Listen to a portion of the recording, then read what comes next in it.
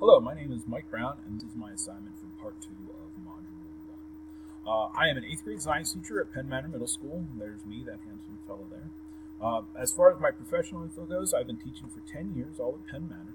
I did my undergrad work at Millersville, and as far as this course goes, I decided I would delve into online teaching a little bit more to see how or what it could open up for me as far as in my current classroom or in the future if need be going a different route. As far as my family goes, this is my wonderful family here. I'm married to my wife Amber, and I have twins Morgan and Nolan, who will actually be 5 come August, in which they will be going into kindergarten, which is crazy to me. As far as my interests and hobbies go, I am a big science and history nerd through and through, so I'm also a big gamer. I love board games, tabletop games, video games, so we do quite a bit of that around my place. I enjoy reading also in my free time. I also love being home with my kiddos in the summertime. They are crazy balls of energy, but I love them to death, and it's just a blast to hang out with them. As far as my video of choice, I decided Invasion of the Data Snatchers was the one I wanted to go with. In summary, the video opens in really nice animation explaining what information brokers are, and it talks about how people gather information about you via, social media forums, stuff that you willingly give information to. It also talks about how all your information is tracked through cookies, and even your physical location can be tracked. It identifies those individuals that are taking your information, what kind of classifies them into categories.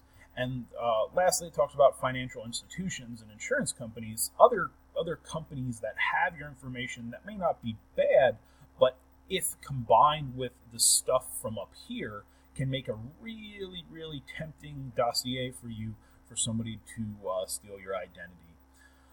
So just a little scary. As far as the ISTE categories go, digital access and digital etiquette were not really touched on. They were kind of shortchanged, in my opinion. The digital law was the main focus in the respect one, as far as dealing with privacy and identity and what's going on with that. As far as the ISTE educate, this was the meat and potatoes of the whole video, talking about how communication is used, how you're supposed to dictate your safety and what information you do put out there, as well as digital literacy. It talks about, in passing, explaining how you put information out there and making sure you know what you're doing when you're accessing these sites. Digital commerce is also talked about indirectly because it talks about how your information is tracked as far as purchases and searches on websites. So this one, I think, was hit pretty well under the standards, if you will. The last one, ISTE Protect, the digital rights and responsibilities was once again the main focus here, knowing that people are out there, could take your stuff, but not necessarily what to do about it. But it does say that you should understand that people are trying to do this, what your rights are and responsibilities as a consumer. The digital safety and security, once again, talks about knowing that these things exist. However, it wants you to follow outside sources in the video. So I would say it's kind of shortchanged. And lastly, the digital health and wellness one is not even present. So I would say that was shortchanged as well. My critique, the video is a good conversation starter for a classroom. I would use it. It relies on scare tactics, but it's truthful. It's not overly scary, but it tells you that people are out there and do nefarious things.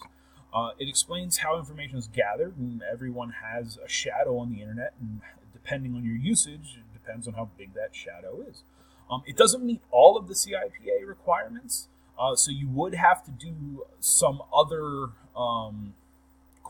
something else in coordination with it to make sure that it meets the requirements for your district. But I would give it a thumbs up. I would say that it's a great source for this material. All right, thank you for watching.